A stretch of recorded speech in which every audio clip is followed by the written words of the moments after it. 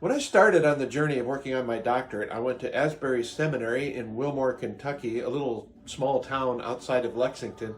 Have you heard about what's happening there? It began with a chapel service a week ago, and it hasn't stopped.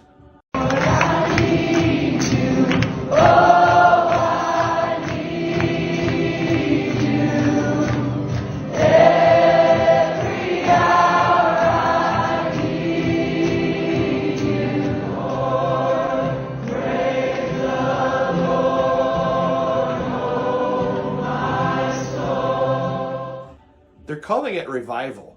And however you might define revival, God is clearly doing something there. And my first response to the news was, I want to go there.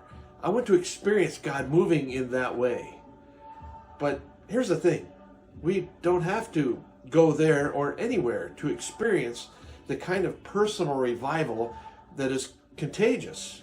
Whether it's Wilmore or Weaverville, God can use us. Jesus was talking to a woman at the well one day, and it's expressed like this in John chapter 4, verse 21. Jesus said, "Believe me, dear woman, the time is coming when it will no longer matter whether you worship the Father on this mountain or in Jerusalem." And then he goes on in verse 23 to say, "But the time is coming, and indeed is here now, when true worshipers will worship the Father in spirit and in truth." The Father is looking for those who will worship him in that way. God is looking for people who will worship him in spirit and in truth wherever they are. One thing I've noticed about the clips I've been watching of what's going on at Asbury is there don't seem to be any unusual manifestations of the Spirit that someone in our culture or an unbelieving person might see as strange or weird or crazy.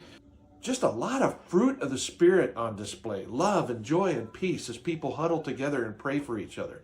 Truth being proclaimed in worship and in the Word. Repentance taking place. Healing happening. People crying out to God. Humility is big time on display, and people are having personal revival, going deeper with Jesus and doing so in community with others. What if we leaned into personal revival that just might impact other people? You know, next Wednesday is what they call Ash Wednesday. It's the official beginning of Lent, the 40 days that lead up to Resurrection Sunday. What if we leaned in to a time of personal renewal? What if we did some fasting from something in order to know God's provision and press into his heart a little more deeply? What if we practiced personal repentance and turned away from anything that's hindering a deeper walk with Jesus?